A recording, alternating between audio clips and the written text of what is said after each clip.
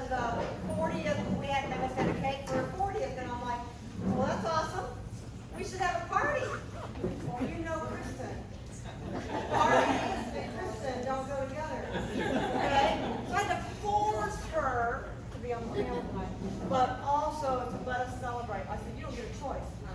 50 years of excellence in service, and then I find out that it's the only one that's been around this long. I actually did research and talked to people at the National Center for Communication, National Association for Communication Centers, just to make sure I had my information right, because we were going to get a story written about this. And they said, check with that department, that. I checked with all those departments. Like, nope, they haven't been around that long. Nope, they hadn't. We've been serving people since 1973. So actually we're in the 51st year, but this is 50. We didn't want to have two celebrations in one year, so we're doing it now. All right, so we're going to be looking at lots of things, but just so you know, this timeline here shows a little bit of how it's changed over time. In 1973, the center was formed, and we're going to find out by whom here on this panel. It was named SCIL. Who here knows what SCIL stands for? Gerald, what does it stand for? Speech Communication Interactive Learning Lab. It should have another L on there. SCILL. Okay, well, it wasn't. I think it was SCIL, all right? Somewhere in there, in the 80s, then they had these self-driven, self-directed computer-based modules for students. I heard it was because we were bringing so many students through the program, through the 1300 course, our intro to speech class, that they were making them have 35 students in the class, and they could not get all their speeches done in that amount of time. And at that point, I think they were doing 4 or 5 speeches in a semester, I think, and they couldn't get them all done. So they came up with these computer-based modules, all right? And then there was a point at which that all the students in 1300 had to go in and get individualized speech evaluations with someone, okay? And then all of a sudden we realized we can't just be 1300. We have our majors that need to also be a part, so let's build in all these computers and other things to have a study center for our major classes. The speech building is getting ready to go under a huge amount of renovation. We're not in there anymore. The apartment's not in there, but the Communication Skills Center is not as well. Then in 2006, Rob, whatever his last name was, Rob Ulmer,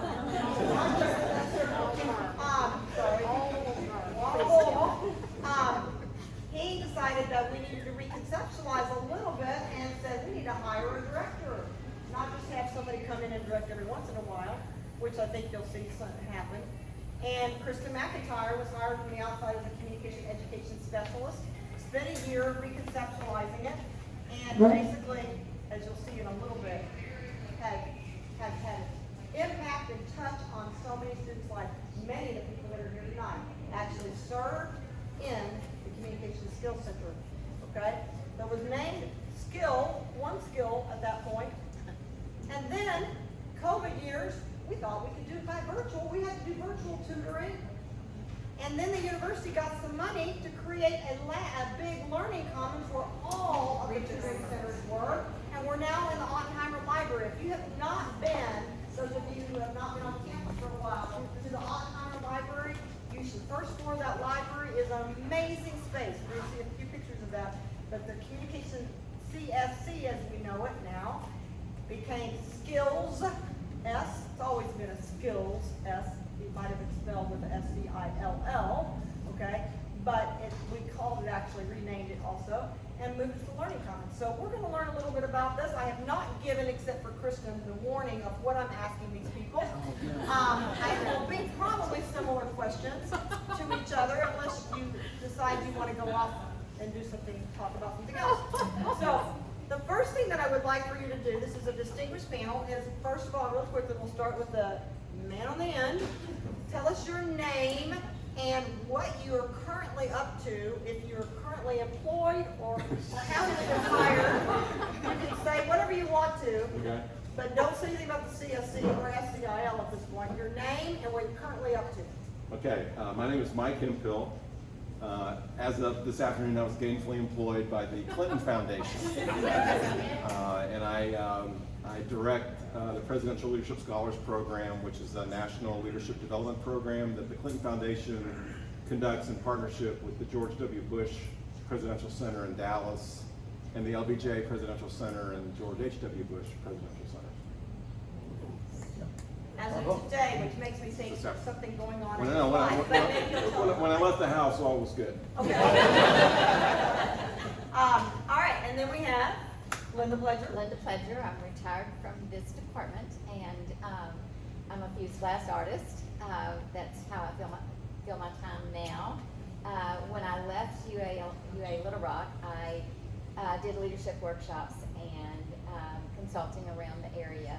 But then I moved into that, and that's how I spend my time these days. And I just, in case I don't get a chance to say it again, the thing that's impressed me the most today is watching the students has been wonderful, but watching the pride on the faculty's face is amazing. I love that. They just love y'all. Very true. And then we have Dr. Jerry Butler. I'm Jerry Butler. These people were my students long before they were my colleagues, but it's been a pleasure to see them come from this program and excel now into retirement. I'm retired. I live in Hot Springs.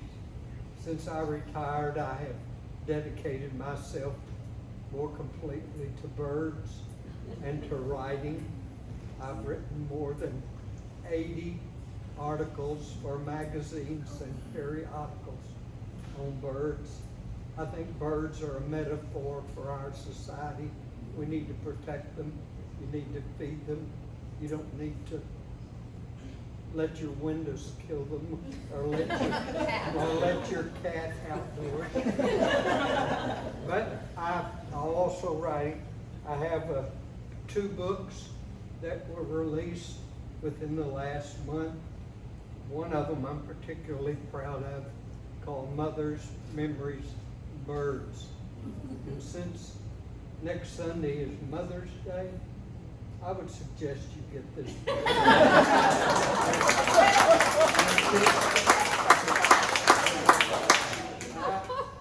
I love retirement. I love retirement, but I'm not very retired. All right, Dr. Christy Standiford. Oh, hello. I'm Christy Standifer. I am retired from the Clinton School of Public Service. I was there for 12 years.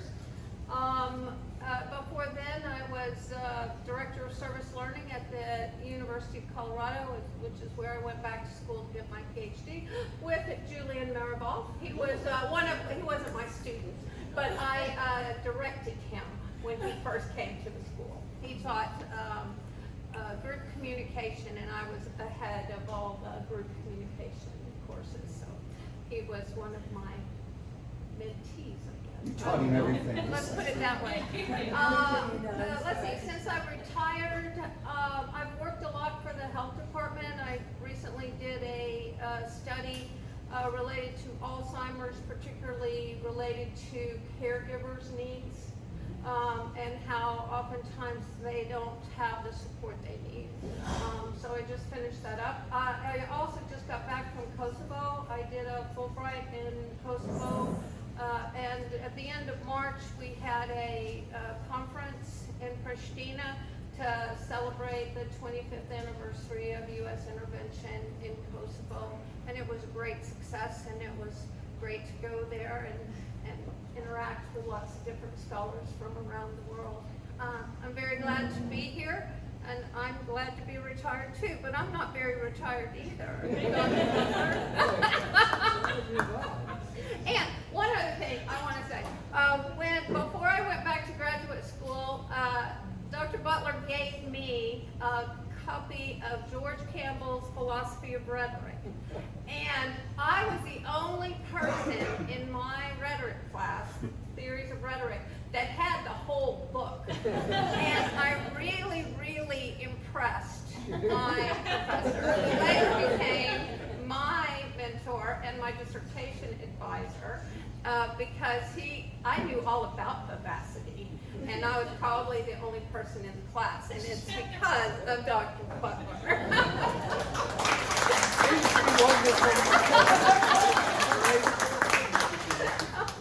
Dr. Kristen McIntyre, introduce yourself. I'm a professor. I've been here 18 years now. I am the Provost Faculty Fellow in Assessment. I direct ACOM 1300, Intro to Communication. I'm the coordinator of the Assessment Partners Program. In the department, I teach persuasive presentations, senior capstone project. I also teach at the graduate level the communication training and pedagogy class and the seniors, not the senior seminar, the communication studies seminar, 8310, whatever that's called. Yeah. We want to graduate our student seminar. We got a different name for it, but yeah. All right, well, thank you. So anybody could tell me, we could go in order, but let's just do it however you want. What role did you play in the CSC's history? We're gonna start with Jerry Butler on this one. What role did you play, Jerry, in, it would have been the SCIL, I guess, at the time? I can't remember what we called it, but in '73, that thing was still up where they had the little timeline thing. Did you put the timeline back up? Yeah, in '73, John Gray and I had a little grant, and we bought some tape recorders and other stuff, and we put it together, and that really was formative. And then in '82, we got a room upstairs there in what they used to call the speech communication building, and we got some booths, and we bought some computers, and we developed some programs that people could use. And I think my contribution was the word module. I believe that was my word. We did that, and you might be, I think all of these three people were on board by that time. Yeah. And we had a party up there, but it wasn't a party like this one. I sort of commandeered them, and we spent all of 2 or 3 days up there putting those things together. We put the bolts and the screws, we ran the conduit, we pulled the wire, we made up the receptacle. I'm also a licensed electrician. I saw that they did all of that, and they did it very well. Somebody else took it from there. We were IKEA before there was IKEA. I just want to pause just for a second here, because I think I want to go back to something that Linda shared with y'all, because I don't want this moment to pass any of you in this room by in terms of what's happening here right now. The department was founded in 1970. And Jerry Butler and John Gray were the first faculty members hired as professors in the speech department. Jerry came from Southern Illinois and just completed his dissertation. And sometime, if we had time, he can tell you a story about how the last major earthquake on the New Madrid Fault is the reason why he got his PhD. And I think about that often in terms of if that earthquake had not happened, I'm not sure any of us in this room would be here right now, which is the point I want to make to you all. In the caring that you feel from your faculty, I spent 4 years as a student at UALR in the speech department, came back and spent 24 years as a faculty member there. Jerry Butler was the first professor that I had in communication. And if there was one thing that was the thread that held the department in the early days together, the thing that motivated me to pursue a PhD and to teach in the classroom was the faculty that we had in our department and the fact that they cared so much for the students. It was rare in those times to have departments that had faculty that felt that way about their students. So way before Barnett Pierce, whose communication perspective much of the mission of this department is built on, he was still back in junior high before it even occurred to him. Jerry Butler was telling the story of family in this department, and it's the stories told going all the way back to 1970 that are lived today in the way that you all interact with one another, and the way your faculty interact with you, and the way you're going to interact with people as you move forward. I just want you to appreciate the fact that the founding faculty member of the speech department is sitting right here with us today.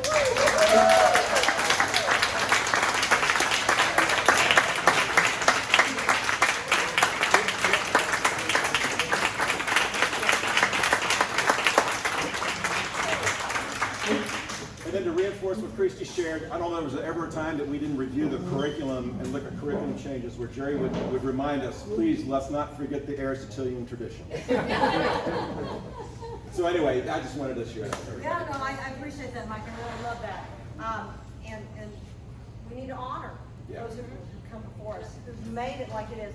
When I came here in 2015, I said, you guys really live out your mission? And they said, yes. And I said, well, when did that mission start? Well, the mission actually started much before the mission became actually the mission. And then they began to tell me stories about that. So I remember sitting around and actually you, Jerry, Alan Ward, Mike, Christy, I think you were there, Carol, you were there, and I actually interviewed you all and had a focus group because I need to know what I'm coming into. And we're going to have self-study at that point. I'm like, I need to know a little bit about the history. And so everything Mike said, absolutely true. So if you can imagine, in the early days, we had the basic speech course was required of all students. We would routinely have 30 sections of that course each semester. We got 800 to 900 students in the basic speech course. 50 students in a class. 50 students in a section. And so the speech lab, as we originally called it, was developed. So the only thing I wanted to share about that is it clearly was a way of helping us become more efficient in the way we taught the class and to free up time, but it was designed in a way that was always to the benefit of the student. We never lost sight of the fact that what we were doing in the speech lab and in its various iterations was always designed to really help the students learn communication. Christy, Linda, what do you want? Add anything to what you don't want Jerry or Mike to say? I would. Yeah, okay, we're going in order, all right. Okay, I think it was, I had just graduated maybe in 1982 with a BA, and Wayne Chapman called me and said that the person who was leading up the lab was leaving, and would I like the job? And I said, sure. So that's how I became part of what was then just called the speech lab. I think it was called the Skill Center, like at the tail end of when I was leaving, as I remember. But anyway, I want to iterate what Mike said. I mean, it was great in terms of all those students coming through, 900 students a semester. But it did give you it gave them a chance to interact with other students, to interact with work study students, because I always had at least 3 or 4 work study students. It was a great place, I think, for students both to learn and to practice their communication skills. One summer I brought my son with me all summer long. I think he was 10 at the time, and he loved sitting up there, and he loved grading the students' little quizzes they had to do after the modules. And he loved saying, well, you got 80, well, you got 90. He loved that. And I think that just that whole kind of, I don't know, it was an atmosphere of mutual learning, and I think mutual respect. And that's what I remember most. And also, Mike and I were the ones who did most of the computer-based modules. And that was fun. I thought that was a great project. I mean, we did lots of work on that. It was brand new at the time, computer-based learning, and it was fun. It was fun. Going back to what Julian said before, that curiosity and that passion about learning, I think is what kept me going back. I'd get other jobs. I'd get another job because it didn't pay anything, I'll tell you that. And I'd get another job, and then I'd stay at that job for 6 months, and I'd go, and then they'd say, you want to come back? And I'd say yes. And I think I came back like 3 times. I hired you 3 times. I mean, it was just, it didn't matter that I wasn't making a lot of money. It was a joyful place to be. So that's my story. Okay. So there was one point in time where it almost all fell apart. I had started the graduate program. It was called Masters in Organizational and Interpersonal Communication at the time. I had started the program. It was only at night. I was in this class with a very young, fresh out of PhD program, Dr. Zuko, first class. And I was in his first class. Well, I don't know if y'all remember the program MASH, but our Yes. So, I've heard this story. If you don't know what it is, you should look it up. yeah, so back in the day, it was coming to an end. And back then, you could tape record it, or you could watch it live, and that was it. And so the last episode was the night of our class. So they all came, Dr. Himbo, please let us call off class and watch MASH. What? And I mean, he just stood his ground, and everybody was like, no, it's MASH. And he said, well, I tell you what, I'm going to be here teaching. I don't know whether you're going to be here learning or not. That's what it's going to be. And I really thought there's going to be a wholesale exodus of all the students. But we had class that night, didn't we? We did, yes we did. We had a large gas-powered VHS video deck that we had just bought. I mean, they were just brand new, and you're all thinking, you don't even know what a VHS tape is. But and so what I did is I offered to record the show, which to this day is one of the highest-rated TV episodes of all time. And we would go into the speech and I would watch it after nobody was interested in that. But yeah, oh my gosh, I forgot that. Yeah. I was the youngest person in my graduate class in the first 2 years I taught it. Yeah. All right, well, we've heard some great memories. What's one favorite memory of the Communication Skills Center? One favorite memory. Yeah, there's so many. So very many. I've got one, Okay. and it doesn't have anything to do with learning. It kind of does, but learning. So, you talked about bringing your son in. I would bring my children in all the time, ever since they were babies. And Winston, and I don't know if she's here anymore, but she was here in the back with her baby. She created a scavenger hunt for my babies one day because they were out of school. And so she was a GA, and it was elaborate. It was all over the building. She had candy hidden, and it took them an hour to do, and she planned it ahead of time.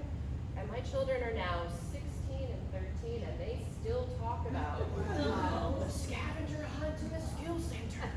That was so exciting for them. And for me, that captures what that space was all about. Was children could come, parents were there, fun was being had, we had dance parties, we did all sorts of stuff, and it was just a place where people could go and be, and they learned stuff too. But mostly my kids learned how to do college. They got to talk to other college students, and they were cared for in really powerful ways. So that's my favorite memory. Oh, that's good. Other favorite memories? There's a lot. There are so many. There is one. Can I use two? Yeah. So one was the day we discovered that the wiring for the thermostats in the building ran perpendicular to the units they controlled. So for years we couldn't get the heat and air right in that building. And then we discovered that the thermostat in your room, controlled stuff in the catty corner in the other part of the building. And that's a favorite memory. the technology was always interesting, but I look back on it and think one of the things that came out of really a tough moment was one of the years when I was chair of the department, we had some significant budget cuts on campus, and we had to cut staff back, and we thought for a while, we weren't sure how we were going to keep at that time, the Skills Center operating, and it led us to the idea that we would start offering 4-credit internships for our junior and senior undergrads to staff the Skills Center. And that's sort of where that notion came from. You'd like to sit back and think, well, we had a really deep pedagogical discussion about what would be the best thing for the students, but it was really trying to find out a way to adapt to a pretty tough situation. But once we did that, I think we all felt like it's a really good thing we came up with here, because we could see the impact it was having on those students that served as interns. A memory is when we first got a room to put the Skills Center in, but since it was used by so many people and we really didn't have a person in charge, we had a terrible time keeping up with the key. If the key would get lost, we'd have to call security to open it. It was just terrible. And so I got a big piece of wood about that big around, 1/4-inch plywood, and I painted it orange. And I put a number 8 copper wire through that wood, tied it so nobody could take it apart, and put the key on it. And when I left the department, they were still using it. When I was hired, they said, don't pay attention to the building. It's been condemned and we're going to be moving. And 25 years later. Did I hear, how did you say $6 million are gonna do for renovation? On that building? I don't know how much they're gonna do, I don't think they know. So which building? It was gonna be 6. They are putting, all the University Plaza people pretty much are gonna go into the speech building. The condemned building. I always thought it was temporary. That's just. A temporary building. Well, it's not anymore. Temporary permanent. Like at CU, there's 2 buildings that are brick that are called temporary building 1 and 2, but they're from like 1925. It's like that. Anyway. And what year did they move from Stapler Hall to over there? They moved from Stabler to that building in '76. And that was supposed to be Temporary. temporary again. I want to say That's that, that's the building I'm talking about. I think the year they moved was my senior year. So we spent my senior year in that building, which I thought was really cool because it was brand new. Yeah. But I think that year, 76 or 77, so it used to be the state would issue a list of new building projects on campuses across the state. And the new building for the speech communication department was number 1 on the list of all capital projects on campus. And the idea was we were going to be in that building for 2 years, and then Never happened. it never happened. Do y'all have any questions for us? For Kristen, you talked about the fun of the hunts and whatever, that happened in the Skills Center. And I think the rest of you too talked about there are fun things that went on there along with learning. So what's happened in the Learning Commons? Can you imagine someone coming, doing a hunt there for your kids? I mean, what can you imagine happening there in that new space? Because I don't really know with all the people there. So our new space is very different. We share it with the Math Assistance Center, Trojan Tutoring, and the University Writing Center. And it's a very big open space with tables and there are computers. And the CSC essentially is an office now that the GAs work out of. But I think there still is fun there. It's just a different kind of fun. It's not meant to be a quiet floor, and we have to remind people sometimes that administration. And so my GAs know if they get shushed, they are to direct people to the quiet floor, because the Learning Commons is for talking and conversing and those sorts of things. But I think the fun is different than it was probably when our center was in our building, and it was just closer to us. But it's still new. We're still figuring out how to be there and what to do with it, how to make it ours. And Brandon's in the back, and every now and then I'm like, Brandon is our Learning Commons coordinator, also an alum of our program. So we're always figuring it out. What's your name? Brandon. Brandon. Good to meet you, Brandon. Nice to meet you. Well, we could spend a couple more hours talking to these folks, but because of time, I want to wrap this up a little bit. So I really have appreciated you all chatting with us tonight, telling us a little bit about what you've done. But more than that, I appreciate what you have built, and we appreciate what you all have built for us so that we can have what we've had tonight. But not just tonight, but so we can have actually the opportunity to be able to celebrate and have community among us. So give them a round of applause.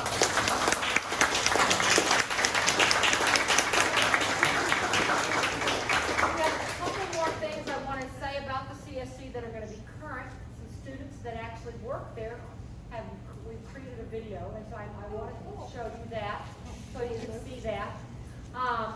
And then we're going to dismiss and have time for pictures, okay?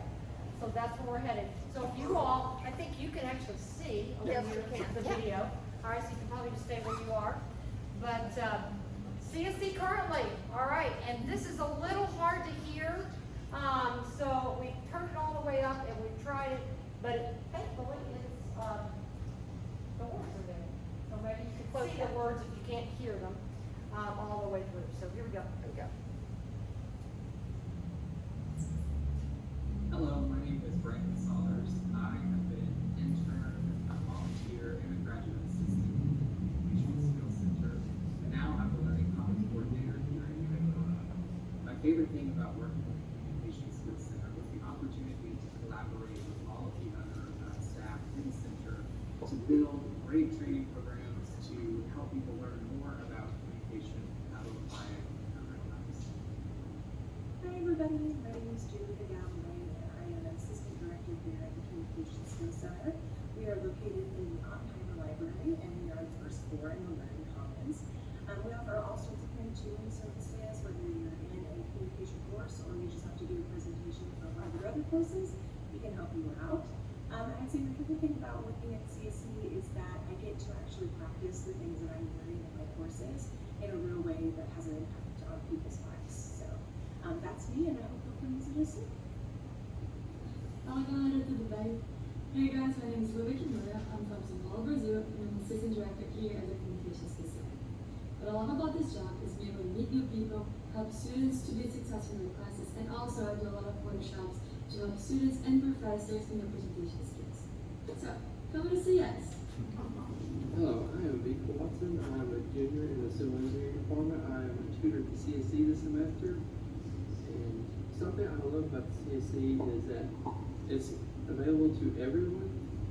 You're just free to walk in. We have walk-ins in both our appointments before and after. And we'll help you with anything that you need help with related to communications. Please come see us. Hi, my name is Victoria, and I'm a web design and development student.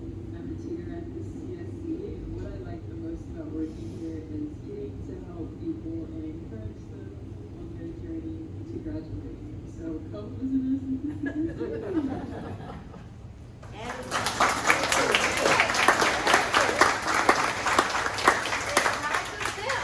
Hi, my name is Caitlin Jackson, and I'm one of the Communication Skills Center's virtual staff members. Virtually, we basically do the same thing the people in person do. We help with anything presentation related, and anything that has to do with communication as a skill and a subject. My name is Eleanor Herman. I'm also one of the virtual staff members, and I'm also one of the assistant directors at the CSC. Virtually, we offer both daytime appointments and nighttime appointments. And we offer appointments through Zoom and asynchronous appointments through TrackLab. So one of my favorite things about working with the CSC is that I get to teach people and I get to help people just learn more about communication as a subject, and I get to help people who basically have an anxiety about presentations. I really just enjoy being able to help people with their academics and stuff. That's also one of my favorite things at the CSC as well, because it's a really nice feeling just being able to help people when they have a problem. And I also it's nice to teach people just methods that can help them in the future. And, well, we hope you'll check out the CSC.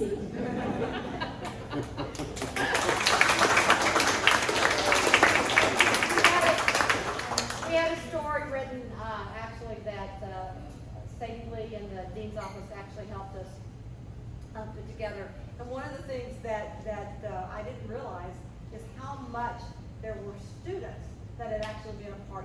You heard that. Mike has mentioned that they actually figured out they could give them a 4-hour kind of credit, okay? So when we think about this, I'm going to go forward here. Let's just take a look. You might recognize some faces. This is just as we started taking pictures. This is Kristen's deal. Okay, we haven't always done that. And the fun thing is to look at Kristen's hair. Okay, but yeah, so that's a little bit of the fun. You know, Kristen, probably see some people you know. These are this is the number of people we had working.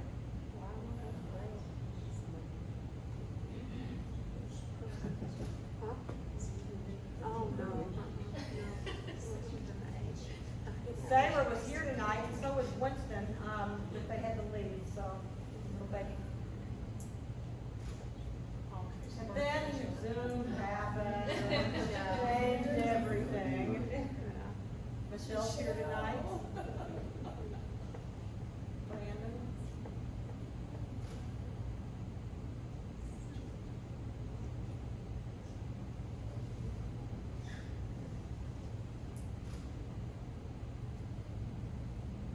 When we came back from COVID, we had to kind of recreate what it was going to be like to be in person. And this is our current staff that you just heard from. Not all communication managers.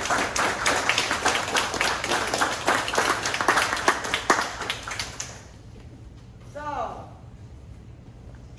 since 2006, since it was named the Communication Skills Center and we started keeping records of all the students, Kristen actually did a list of all the people who had worked in the CSC. Not fair if you've seen these slides. The one who gets the closest gets a heart of your choice.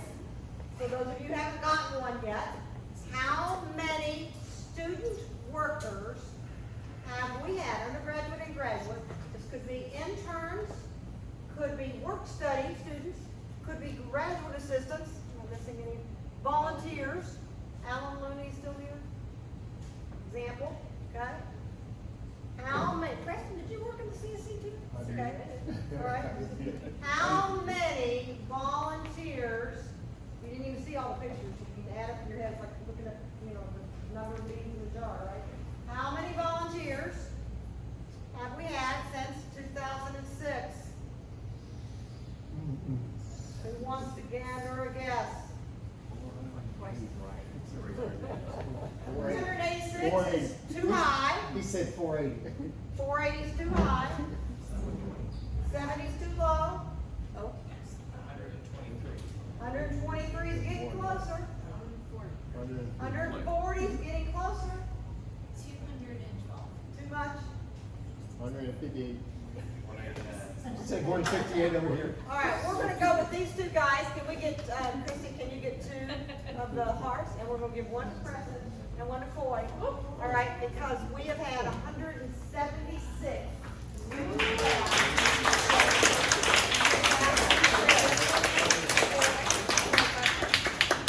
All right, so as you can see, the other thing that we've done is we've had CSC t-shirts over time. Some of you have some of these. Ask me about my